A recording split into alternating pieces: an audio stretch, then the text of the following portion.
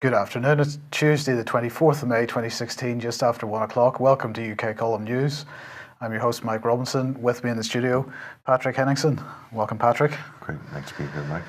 Okay, well, let's get straight into it because yesterday, some pretty horrendous bomb attacks in Syria. And the Wall Street Journal here describing it as follows. They say, series of bombs in Syria hit Assad's strongholds, killing dozens. They say suicide bombers targeted 2 cities, killing dozens, and indicating Islamic State is expanding. A string of explosions claimed by Islamic State rocked 2 provinces in western Syria on Monday, killing dozens of people and indicating that the extremist group is expanding its reach into new territory, even as it loses ground elsewhere. They say suicide and car bombs struck bus stations, a hospital, a utilities building in the capital of Tartus province and in Latakia province, both in the heartland of President Bashar al-Assad's ruling Alawite minority. So there's the first major lie, Patrick, because this is in fact mostly a Sunni region and full of refugees from all parts of Syria, so all kinds of groupings within that population. Hundreds of thousands or millions of people that have taken refuge in the real safe zone, which is the government-held area. So this is what the media in the West has been doing quite determinedly for many years now, is trying to paint the Syrian government as illegitimate within its own borders. So they're Assad this, Assad that, Assad's army, Assad's forces.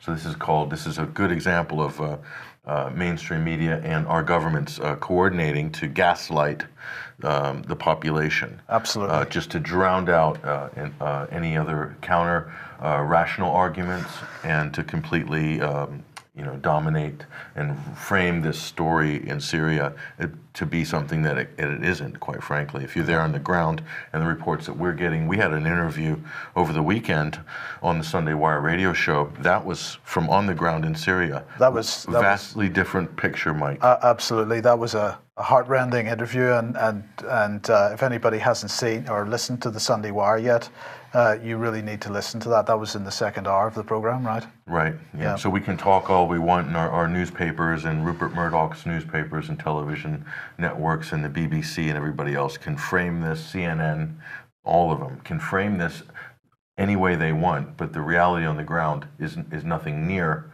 what we're being told in the West. This is one of the greatest operations of propaganda in the history of modern times. Right. Now, I've singled out the Wall Street Journal here, but of course, this equally applies to most of the other, in fact, all of the other mainstream outlets. So Wall Street Journal absolutely deserves this criticism, but so do the rest. The article went on to say, in an official communique, Islamic State claimed responsibility for the attacks and said they were carried out by a newly created division, the Coastal Province. And the point that Vanessa Beeley was making to us this morning is that this is cover for Ahrar al-Sham. This is a group which is a terrorist group, but they are not designated terrorists by the Western so-called authorities, by Britain and the United States. And so, as we were pointing out last week, they're effectively being used as human shields for the real terrorists. Sure. So most of the media coverage by this, Mike, is a complete lie. So they've attributed all this string of suicide bombings, car bombings, terrorist attacks to ISIS, when in fact I believe Ahrar al-Sham had initially taken credit for it, and the reports that we've been getting on the ground from Tartus and Latakia have confirmed that it is Ahrar al-Sham. Yeah. So, and meanwhile, the U.S. State Department and its allies are trying to protect this Ahrar al-Sham, saying that, well, they're not quite a terrorist group, so we don't want to put them in the same category as Al-Qaeda in Syria or ISIS. And they're speaking at the UN. So this is a bona fide mass murdering terrorist group given representation at the United Nations. What else is it? I mean, we're not wrong, actually. No. So in order to give them further cover, they we create a new group, the Coastal Province. A new brand, a new ISIS offshoot. Yes. So it's amazing how these brands are rolled out every few weeks. So it's like McDonald's, isn't it? Yeah, it's incredible. The Coastal Province. This is sort of Province. like I forgot, the Khorasan Group. That was a popular brand that was sort of floated by the U.S. State Department and U.S. media last year around March 2015. The Khorasan Group. It turns out the Khorasan Group is fictional. It didn't exist. So this is a total creation of our Western intelligence agencies feeding information to the mainstream media, who will unquestionably run with the story based on their sources. So the lies continue. They'll keep at it until they get what they want in the end, which I'm not quite sure what that is, besides a collapsed nation state of Syria and maybe 1 million more people dead by this time next year. Is this what our coalition wants, I guess? Seems like it. Lottie in the chat box is saying, how many types of terrorists do we have now? We've only got one type of terrorist. They are epitomized by David Cameron and Barack Obama. That's the only type of terrorist that we have on this planet. The rest are only doing their bidding. And I'm going to add too, Mike. We can move on. But by calling it Assad's stronghold, ignoring the fact that there are real people living there, they're dehumanizing the hundreds of dead people. And this is the job that our media is doing. They're dehumanizing these people.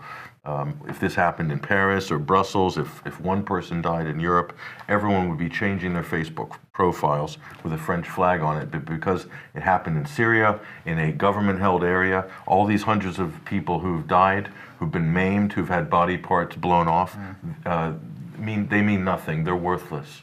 They might as well have been, I don't know, just non-humans, basically. This is the message that's being reinforced by Western media coverage on this issue. Well, let's have a look at some of the aftermath. So a couple of images probably you won't see in the mainstream press. We have the fire brigade there.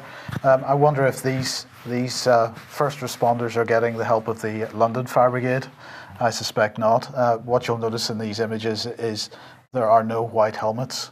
These are real victims. If you notice the difference between these pictures that you're showing us here, Mike, and the white helmet propaganda marketing photos for all their campaigns, with the perfectly framed baby, with the light perfect and the dust on the face and the blood dripping down of the woman on the side, absolutely picture perfect. Staged. Theatrical photos. And this is a real photo.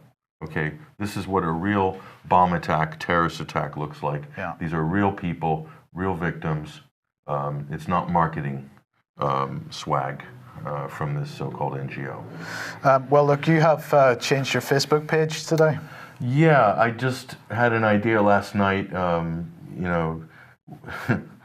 When anything happens in Europe, it's Je suis Charlie or Je suis something. Yeah. And these are 3 separate cities attacked.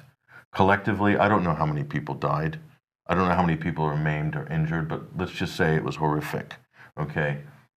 So I just changed my Facebook profile to Je suis Tartus, Je suis Latakia, Je suis Jablé.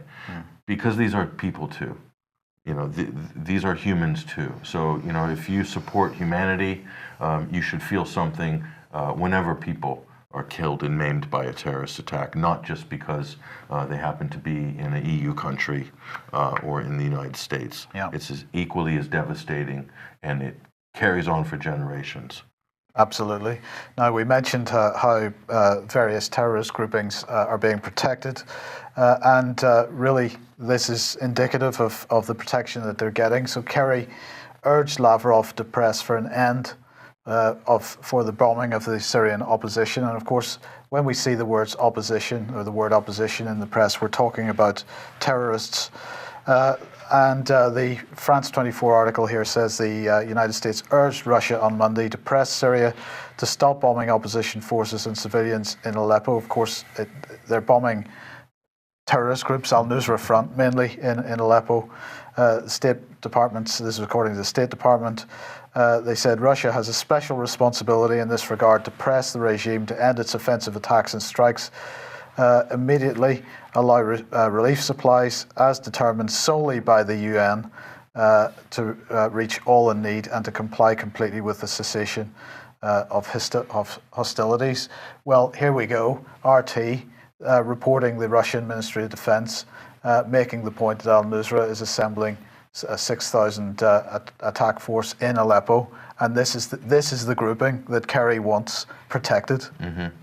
Yeah, clearly, when they say opposition in Syria, when the U.S. says the opposition, they mean the armed opposition. They mean the opposition being backed by the U.S. And the only opposition, and it's been reported many, many times, the al-Nusra Front, Al-Qaeda in Syria, is the opposition. Even the lower tertiary level so-called rebel groups, they are mixed and intermingled and are under the command of al-Nusra. This is the most dominant, leading fighting force in this region, in this area, and they are a terrorist organization. And so is Ahrar al-Sham, and so is Shasha Islam, and so is the Army of Conquest, and any other groups that the U.S. State Department are trying to keep off of the terrorist list. And we have terrorists in the United Nations who are giving testimony in peace talks or have a seat at the table of peace negotiations. Foreign-backed mercenaries who've invaded the country of Syria, who have no business whatsoever in the politics or the destiny of this country, are being given representation by the United States, by Washington. Isn't this extraordinary? It's like upside down. You know, white is black. Absolutely, absolutely. So while Kerry's busy demanding that Russia stop Assad's forces from attacking terrorists in Aleppo, Russia, on the other hand, is really saying to the US, you need to come on board, coordinate strikes on Jabhat al-Nusra. And this was Sergei Shoigu, the defense minister, last Friday, saying, we're proposing to the United States as a co-chairman of the International Syria Support Group to start joint operations of the Russian Air Task Force and the US-led aviation from the 25th of May to plan and deliver strikes against Jabhat al-Nusra groups, illegal armed formations that are rejecting the ceasefire regime, and also against the caravans with weapons and ammunition, armed units illegally crossing the Syrian-Turkish border, and in these operations exclude strikes against civilian facilities in populated areas. And he went on to say that, however, if the United States doesn't want to do that, that Russia reserves the right to conduct unilateral strikes on detachments of international terrorist organizations and illegal armed units that do not join the regime of cessation of hostilities. So that's a pretty clear message from Russia. While the US is saying, please don't bomb our terrorists anymore, Russia is saying, no, you guys need to join with us in getting rid of this lot because they are thugs. So this is a open, deliberate diplomatic move by Russia. This is diplomatic chess, and they're doing this in the full knowledge that the U.S. will not accept this offer. Absolutely. And this is diplomatic chess. This is designed to force a denial on the part of the United States to cooperate. So once again, we have Russia trying to work within international law, trying to work with international cooperation, doing it above the table, doing it legally, doing it openly, and then you have the United States doing a dirty war under the table, and in fact, in the wide open right now, but doing a dirty war. So again, it's separating Russia from the United States. One of these countries is in the right, and one of them is in the wrong. And Russia is not in the wrong. No. So we know who's in the wrong here. So the world sees this, Mike, and this is just another saga, just another episode of this seedy business being carried out by the coalition to back and push a proxy dirty war. This is no different than what happened in Central America in the 1980s. It's no different than any other dirty war that we've seen throughout history. In 10 years' time, we will look back, or 20 years' time, we'll look back at this war, and it will be on the list of dirty wars, right there with the Contras, right there with El Salvador, right there in Angola, and the list goes on and on and on. Chile. and endless. You have to wonder how many times the same operation has to be run before people get the message. Yeah. Yeah. Is this a piece of good news, Patrick? Because the account has been suspended. And whose account is it? Well, it is none other than the Syrian Observatory on Human Rights. This little, what do you call them? This is an NGO, which is based out of a flat in Coventry. And it's the Syrian Observatory for Human Rights. So this is where the British government and the U.S. State Department and the UN get the data which they want from Syria in terms of death tolls and people killed by the regime, quote unquote. Yeah. It's being supplied by one man who I believe gets quite a lot of money from the EU in terms of funding from research that I think we presented this before. But his name is Osama Suleiman. But that's his real name. His stage name is Rami Abdul Rahman.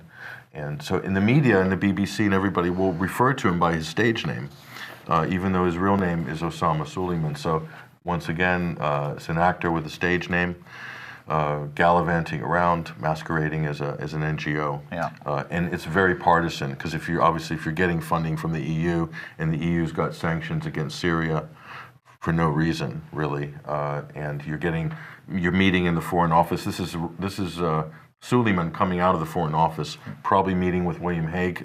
I think that was about the time William Hague was Foreign Secretary. That's right. So hardly nonpartisan. This is working with the British government, who are actively trying to undermine the nation and state of Syria by building a shadow state through all these various NGOs, which we covered on this program. Now, normally we wouldn't worry too much when we see an account suspended, signed, because that usually means somebody hasn't paid the bill. They usually pay the bill and it's back up again within a few minutes. But in fact, in this case, that website's been down for 2 days now. So that's why we're raising it. We're wondering what's going on. Has Mr. Rahman / Suleiman decided that enough's enough? Enough, yeah. Very interesting. He's being used as well, and he has a reason why he does what he does. Yeah. But he's being used by the governments that are cherry picking the data, in many cases the uncorroborated false data that he's probably putting forth as data from the Syrian conflict. Yes. Which they call a Syrian civil war, which is anything but civil. Absolutely. It's not a civil war. Yeah. I think we were saying back in 2011, 2012 was a proxy war, Patrick. I think so. I remember saying that. 2012. Yeah. Right. So of course, Syria is not the only place there's trouble. This is an American general, Air Force General Herbert Hawk Carlisle. He leads Air Combat Command, and he was giving an interview to USA Today here. And he's saying our concern is a resurgent Russia and a very, very aggressive China. Very aggressive, he said. He said both countries are intent on expanding their spheres of influence. How many times do they have to, are they going to repeat this rhetoric?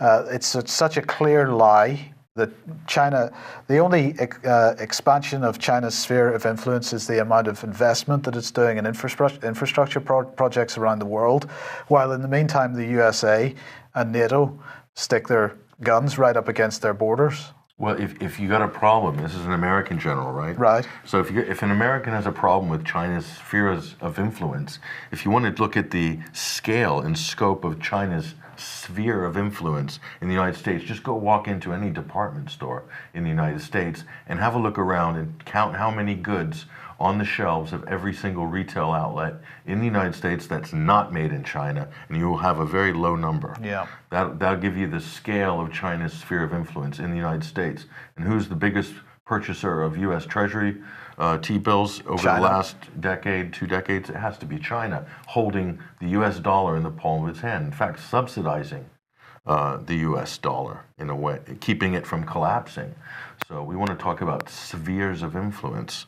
I think China's sphere of influence is already completely pervasive inside the United States. Right. So Carlisle went on to say their intent is to get us not to be there, and he's talking about the recent issues of the United States driving boats into Chinese waters and overflying Chinese airspace, so that the influence of those in international spaces is controlled only by them.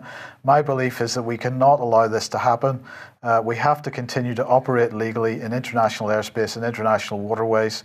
We have to continue to call them out when they're being aggressive and unsafe. And he said any accident that occurs while the US military is playing cat and mouse with Russian or Chinese forces could escalate into a real fight. Sorry, this is Lauren Thompson, who's a defense consultant.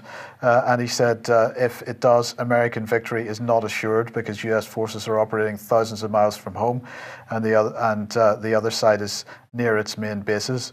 So anyway, in response to Carlisle's comments about the danger of Russia and China, I apologize. I haven't put the name credit on this one. I do apologize for that. This is Konstantin Kosachev, who's chairman of the Russian Federation Council's International Affairs Committee. So he's a Russian senator, and he has said the very fact that some other country is resurgent already represents a cause of concern for the Pentagon, though we can probably be glad about such compliment coming from an American. So he's absolutely sticking his fingers up at them, really, and saying, we'll take the compliment. You're worried about us. Thank you very much. Yeah, in the eyes of the United States military intelligentsia and also the media pundits, many of them are media pundits.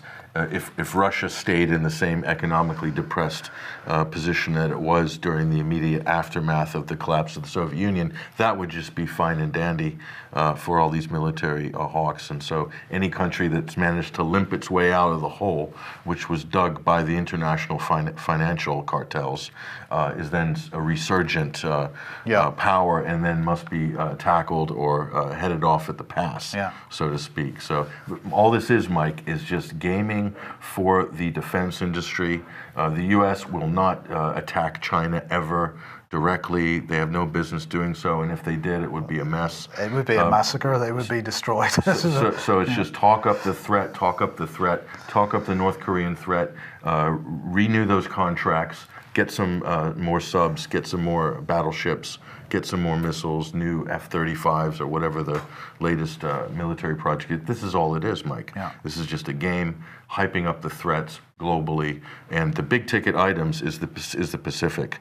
This is naval power, nuclear assets, and things like that. This is the big ticket items. What's going on in the Middle East is a proxy war right now. There's a lot of small arms, tow missiles, Stingers, maybe a few tanks, maybe some air support, but it's nothing like the aircraft carriers and all the things that will be stationed all around the Pacific Rim. Okay, so we're looking at a Western financial collapse. We're going to support that by building up the arms industry to the heights we haven't seen for decades. Nonetheless, that's a pretty dangerous game to be playing. Yeah, this is one of the things that has bankrupted the United States during the first part of the 21st century, and plunged it into debt. A couple of wars, Iraq, for instance. I don't know what the total bill on that, Mike, is, but I think it's probably somewhere upwards of $1 trillion, at least. But that's $1 trillion of profit for the defense industry. But it's $1 trillion of debt for the U.S. public, so you can work out the equation there of who benefits. Absolutely. Now, Philip Hammond has been pretty busy. Yesterday, almost nobody in the mainstream, in fact, I didn't see any mainstream articles on this at all, but Philip Hammond was at the EU foreign ministers meeting, and they were discussing, this was yesterday, they were discussing strategy for Syria and also for Iraq, and this comment is with regard to Iraq, and also migration. So he was there in Brussels, and they were focusing on the counter-Daesh strategy. Did you know we had one? Counter-Daesh, okay. Yeah, and also Libya and migration. Of course, they're propping up this government, this so-called government in Libya. Yeah, clearing Daesh out of the Euphrates Valley. Yes. So his quote is, "We're seeing an increase in the capability of the Iraqi army and a growing self-confidence as they had success after success, and they are clearing Daesh out of the Euphrates Valley as well as preparing for the longer-term goal of an assault on Mosul."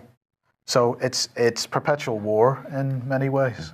And what they, I don't know if it's a case, Mike, of these defense ministers or cabinet people, or in the U.S. or Britain or wherever, that they want to sound more sophisticated to the public or more intelligent. So they've dumped the term ISIS, and now they're saying Daesh or Daesh. Now there's 5 different now pronunciations for Daesh. There's Daesh, which is more accurate. That's the Arabic one. Then there's, I think, David Cameron, Dash, and then there's Dash, and then there's Obama, which is Dash.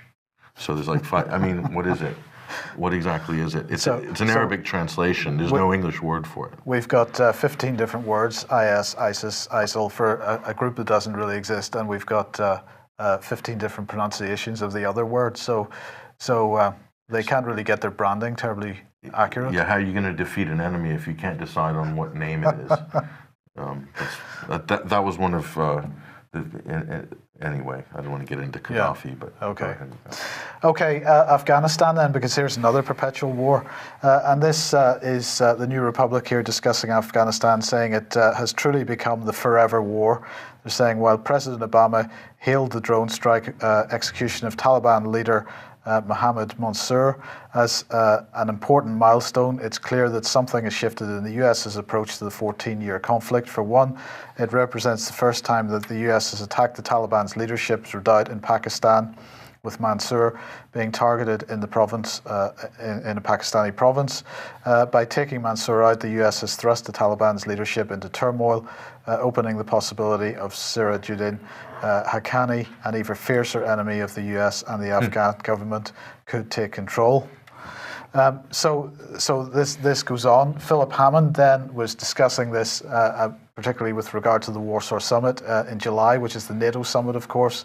And he was saying the Warsaw Summit in July will be an important moment for the international community to recommit to supporting Afghanistan's security and stability. And Patrick, you were generous enough to give me a copy of Kitson's book, Gangs and Counter Gangs, the other day, and thank you very much for that. But I'll just also mention his other famous book, which is Low Intensity Operations, Subversion, Insurgency and Peacekeeping. And this is exactly what is in operation in Afghanistan at the moment, because, of course, what is really going on there is to protect the poppy crops, the opium crops. Let's just remind ourselves. Now, unfortunately, the latest version of the World Drug Report, the year 2001, is more or less dropping off the left-hand side of this graph. So this particular graph is a few years old. And the darkest green there at the bottom is the Afghani opium cultivation, and that's in hectares. And we've mentioned this many times, but let's just remind ourselves that when the Taliban was in control of Afghanistan in 2001, opium production was more or less obliterated, and you can see that very clearly on that graph. And since that time, it has only gone upwards. And with the exception of 1 or 2 bad harvests in the last few years, there have been record crops every single year. Here's another view of that. This is in terms of opium production itself. And Pat, the one of the points that I have consistently made on this subject is that in this country, in the United Kingdom, we have large acreage of British farmland going over to opium production because the NHS has a shortage of opium supply for opiates, for painkillers. And so we have this situation. It's so transparent that we have this situation in Afghanistan, which has got bumper opium crops every year. These opium crops are not being diverted into the health service, into any health, for any health use. They're only for heroin. And of course, that heroin production that money is being diverted through the banking system. It's helping to prop up the banking system, but it's finding its way into the United States in particular at the moment, where it, as we've mentioned in recent weeks, has become a problem not for the traditional ethnic groups in the United States, which have always had drugs problems, for what we can discuss the reasons for that, but are now right into the middle classes and white middle class populations in the United States. We're seeing people overdosing and committing suicide on drugs for economic reasons mainly, but we've got a major heroin epidemic in the United States. This is the reason why Afghanistan continues to be a low-intensity operation, as Kitson would have put it. And I want to go back to that New Republic article. Just go back a couple of slides now. Let me just quickly comment on this. So this is the voice of the fake left in America. This is the Washington D establishment's little left-wing rag. It's very similar to Foreign Policy magazine. Doesn't really get too deep. And they're saying, ooh, something has shifted in Afghanistan. They've been saying something has shifted every year since 2003, okay? Nothing has shifted in Afghanistan. This is an open-ended occupation. This is a cash cow for the military-industrial complex. This is also subduing the country of Afghanistan, and the Taliban got an award from the United Nations for basically wiping out the poppy crops and stuff in 2000 or 2001. They got that award in Washington, D.C., and then a year and a half later, the country was being decimated. So you have two cartels. You have the drug cartel, which is profiting off the heroin trade, flooding our streets with cheap drugs. And then you have all these drug addicts, and then they go through the NHS and to get their methadone or whatever the pill is of the day, opiate in some cases. So then they're profiting off these addicts a second time. There's another cartel. That's the corporate cartel. So you have the illegal cartel and the two drug cartels profiting twice off the victims. And if you remember, in this country, heroin was so expensive in the late 90s that it was almost disappearing from the scene. Yes. And then all of a sudden, as if by magic, after 9/11, as the production ramped up, the price dropped, and now we have an epidemic. And all the politicians are scratching their heads saying, wow, how did that happen? We just explained how it happened. So the numbers don't lie, Mike. The data doesn't lie. Absolutely. Now, Alex in the chat box is asking, where is the British opium crop really ending up? 100% bought by the NHS. This is a very good question, Alex, because when I asked the Home Office about this, it turns out that there is no requirement for any farmer who wants to grow opium in this country to obtain any kind of license for that. So this is the same type of these are opium poppies that are being grown in this country. There's no tracking of how much acreage there is. There's no you can grow opium crops in this country with as much freedom as you can grow wheat or corn. So for the heroin industry, we could have a domestic heroin industry, right? So that's absolutely right. So Alex is asking, where is this opium going? I don't think anybody has an answer for that. The official excuse is that it's used for the NHS. And meanwhile, if you want to grow cannabis, forget about cannabis, Mike. If you want to grow hemp, for industrial hemp reasons, the amount of licensing, the amount of regulations is unbelievable. Yeah. But yet, if you want to get into the heroin business, under the table, no problem. Yes. Okay, Pat, what's going on in Hungary? Well, this is interesting. So Viktor Orbán, Hungarian leader, nemesis of the West, of Brussels. He's one of the first European leaders or Eastern European leaders to come out and really criticize the narrative, the mainstream narrative of the migrant crisis.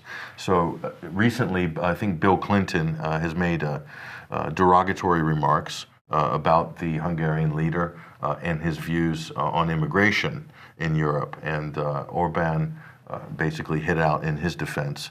And I believe Clinton made the comment about Poland as well. I think there's a ruling conservative government right now in Poland, and they also have criticized the mainstream narrative on the migrant crisis. So he's basically come out and called out George Soros as the key person. This is the Hungarian leader calling out George Soros as the person who has turned the West, the left wing intelligentsia, the mainstream left, into pro-migration stance.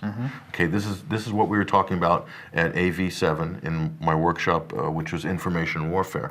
And this is exactly a perfect case study. You take a group of people in the West and you find issues that you can use to subdivide this group. This is an incredible example of this. So you can't get any better than this. So I think he's right. George Soros is one of the architects. He's funding MoveOn.org, the Democratic Party, the White Helmets, every single thing through the Open Society Institute that you can possibly imagine. So I think Orbán's correct in that Yes. criticism. Okay. Well, look. Just before we move on, I just want to say that if anybody that isn't a member of the UK column, if you like what we're doing, please do subscribe. Help us do this more, do it better. We have lots of plans. We have a new format program coming out imminently. And we want to do much more of that and some other things. So if you can afford, or you can help us financially, that would be fantastic. And you've just launched a new membership. We have. Thanks for mentioning it. 21 Wire TV. We've launched a new website, 21wire.tv. This is the beginnings of a beta of a new membership site. And like yourself, we're trying really hard to roll out new and improved content, a new podcast for members only, and newsletter private for members, and a lot of other benefits as well, online shop. So we're trying to take things to the next level. So yeah, we need people's support to do that, and so does the UK column. Yeah. But we can do a lot together, and yes. I think this new program that Mike is talking about, this will be coming out soon. Yeah. This will give you a taste of what we can do together when we put our heads together. Absolutely, absolutely. Okay, I have to admit, Pat, when we mentioned this story last week, almost a couple of hours after the program, suddenly there were claims that bits had been found floating around the ocean. It is staggering that yet again this aircraft, or an aircraft, has just disappeared, has not been found. Allegedly some bits have been found. There's arguments between the Egyptians and the Greeks about what happened. Bits have been found. Now we're saying that no body parts have been found. There's human remains, but they're not big enough to actually be identified as a head or an arm or anything like that. So now they're suggesting that perhaps there was a bomb on board, whereas other people are saying, well, that absolutely that was not the case. How can we be? And the black boxes have not been found yet. These things send out a ping whenever they're involved in an accident. What's going on here? Do we think perhaps this aircraft is sitting in a hangar somewhere? Well, let's be logical about this. Let's use just basic deductive reasoning. The Mediterranean is not exactly the biggest body of water on the planet. It's actually one of the most shallow bodies of water for its size. So much so, I think one of our colleagues in the office pointed out that during the war, it was no good for submarines because this visibility was too good down to the bottom from the air. So we have all the satellite technology, we have the search and rescue technology, and a plane disappears out of thin air. The odds of this, Mike, in the water is probably very low. Yeah. We're talking 1 to 1 million or 1 to 1 billion. Now, it's more likely then, Mike, if there's no remains floating in the water, or if this plane went missing off radar below the deck, maybe 500 feet, that it would have landed in a nearby location. So what is in the catchment area of the last known position of this commercial airliner? What countries could it be? There's not a whole lot. No, well, what have we got? Well, I suppose it could have gone to Libya, could have gone to Israel, could have gone to Cyprus, Israel, probably Israel, Turkey, Greece. Yeah, Turkey, maybe. Yeah, I don't know. Greek island, perhaps. Malta. I don't know. So there's not a lot. Not a lot. Now, just to clarify, Tam in the chat box saying that RT are reporting the explosions. Actually, what's being reported is that the fact that there are no large body parts floating around the sea, that there are human remains which are can't be identified in particular. What's being reported is an assumption that there were explosions. So there is no evidence at this point of explosions, and no evidence on the parts which they're saying they found from this aircraft. There's no evidence of any explosive residue. Commercial airliners just tend to vanish a lot these days. It is incredible. It's a new phenomenon. It's only been since September 11, 2001, that airliners have vanished out of thin air. Yeah. So I don't know what the explanation is. The United States then is going to apparently release its report on murder. Is this This is the people that have been killed in drone strikes and so on. And he is hailing this. He was. I do apologise, I'm looking at the wrong thing. So anyway, this is a long-awaited report, a bit like the 28 pages perhaps. Maybe this is a diversion from that, I don't know.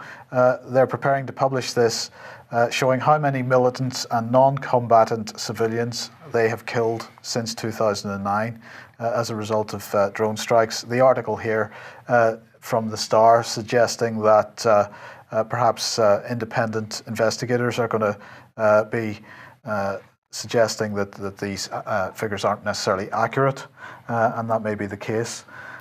But what's the timing of this about, do you think? I'm not sure, but I will tell you, without any reservation whatsoever, this president is working like hell for leather to shore up his legacy before he exits office in the new year. So this could be part of the housekeeping to patch up Obama's record, or to make him appear as a sort of a transparent president or something like this. When did this notion of legacy begin? Because prior to sort of Tony Blair and George Bush, I don't really remember the idea of legacy being pushed so hard in the press. But maybe in the States it was before that. Yeah, in the States it's always been an important thing in modern times. So you have books, you have best-selling books, you've got a film. I think at the end of George W. Bush's last term, they released a film called W. This was starring Josh Brolin. This was a legacy film. I can't remember who directed it. It might have been Oliver Stone. This was designed to create a soft landing for President Bush as he exited office in the public relations terms. So Obama, you can absolutely be certain there'll be Obama the movie. It'll be either released before Christmas or it'll be released soon after the new year, and it would probably star someone like Will Smith playing Obama. If this is indeed the noises that I've heard coming out of Los Angeles, is that there's some sort of legacy film in the works. I don't know if that's going to happen. Maybe it's Sony Pictures or something like this. I'm not sure. I just heard like rattlings on the grapevine about it, but it's very important. Because no one wants to go down history like Richard Nixon. I think probably Richard Nixon is what spurred on the concept of legacy. No one wants to go down in flames in their post-presidential career the way Nixon did. Okay, controversial subject now for many people. I received an email a few days ago, and it was about the Greater Isreal project, and it was really criticizing you and me for not mentioning it when we were discussing Israel last week. So this is a global research article, a great article discussing the Greater Isreal project. They're describing it as a Zionist plan for the Middle East. If you're not aware of this, do have a look at the article. But at the end of the day, Pat, this is just one plan. So it's not even necessarily the definitive plan. No, this is one plan which was drafted in the 1980s by an Israeli cabinet, a high-ranking cabinet official. Okay, but there is no proof that this plan is sitting on the desk of every single world leader, or even every single Israeli leader, or any Israeli leader for that matter. It is a plan, one of many plans, one of many visions. Just like Zbigniew Brzezinski has his blueprints, which he has drafted over the years for what the world should look like, what borders should look like. And this might be influential for world leaders in certain cadres, but maybe not in others. And this is also competing against other visions, what Russia might have as their vision for Eurasia, or even the Middle East, or the EU, or France, or Britain. And I think the problem with this is in a way a type of gaslighting, much like the concept of the New World Order, the NWO. Just because Henry Kissinger mentioned it and George Bush mumbled it in his speech doesn't mean that they have headquarters or offices, or they're not staffed up and there is no, where is the New World Order? It's a concept. It's an abstract concept. Is this what's ruling the world's agenda? I haven't seen any proof of this. Maybe it is. Maybe it's not. But the problem is when you get obsessed when you kind of fall victim to gaslighting any one particular rabbit hole, you go blind to everything that is happening right in front of you today. And if you look at the Middle East, yes, Israel is a major thorn in the side of the Middle East for many, many decades. The creation of Israel and the program which is being run, which is Palestine. Okay, this is a huge problem for world peace. This is for international relations, for Arabs in the Middle East. But right now you have a country that's exerting more money and more military might and power right now than Israel, which is Saudi Arabia. Mm-hmm. And I don't see any of these people protesting against Saudi Arabia who are in the process of bombing Yemen back into the Stone Age, killing hundreds of thousands of people, displacing millions, who are funding and backing a terrorist insurgency in Syria, causing millions of refugees to besiege Europe and to destabilize the region and maybe parts of Europe as well, and the European political balance as well, is a direct result of this. So by obsessing about the Oded Yinon plan of the 1980s, you're probably, most likely, you're definitely missing what's going on right in front of your nose right now, today. What happened yesterday in Syria is a perfect example. I don't see anybody up in arms, hardly out in the alternative community, this as if they don't care what's happening in Syria, because everybody's just focused on their pet issue. And this is a problem. This is a problem, and it's very hard to criticize the mainstream media for having a blinkered view of the world or not covering certain issues. If we aren't prepared to challenge ourselves every single day, is what I believe, right? I worry that some people come to your site or our site with a preconceived worldview that they want validated, and really, quite the opposite should be what's happening. Everything we say, everything we write should be challenged, and everything that the mainstream media writes should be challenged, and we shouldn't be coming to this every day with a preconceived idea that because X has happened, that means that Y is going to happen. The fact of the matter is, if you're sitting in the UK or you're sitting in the United States, your governments are selling arms, are selling weapons, and our firms are profiting off the sale of arms to a country like Saudi Arabia, who are using it in an illegal war of aggression and to back terrorist groups that are ruining whole parts of the region. Okay, now, mind you, we give a lot of money in the United States to Israel. We subsidize their defense military-industrial complex to the tune of approximately $4 billion per year in U.S. military aid. But that's important and that's crucial. But if you look at what's happening via Saudi Arabia or the United Arab Emirates or Qatar, and these are all U.S. allies and clients of our defense industry, and what they're doing with those weapons, Mike, today, right now, not 20 years ago and not in the future. It's happening now, and I think people need to wake up and look at what's going on right now. Okay, well, let's leave today on a lighter note. And Patrick, I'm not sure what this is, but I found this particular image particularly disturbing. Okay, you want to advance to the next image. We don't want to show that. So this is one of the most famous things about Plymouth, a lot of people aren't aware, is Plymouth. I didn't know this until Plymouth is home to the gray mayonnaise, or the gray aioli, I think they call it. Gray. So it is exactly the same color as that building. That building there, and it looks like gray paint. And apparently this is like the top delicacy in Plymouth. I didn't know this, and I didn't see it on a Gordon Ramsay program. But so I sampled this the other night, and it's pretty incredible.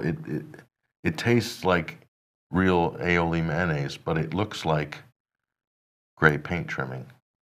But right. That might not mean a lot to anybody. Anyway, if you come to Plymouth, you'll ask for the gray mayonnaise. Yes, we'll take you there. If you come to visit the UK column, we will take you there for that delicacy if you want it. Well, look, Patrick, it's been great having you with us. You're away for a few days now. Yeah. When are you back in the country? We'll be back hopefully next week, maybe late next week. Okay. Yeah. Okay, super. Thank you very much for joining us. We will be back at the same time, 1 o'clock tomorrow. Hope to see you there, and have a great day. Thank you.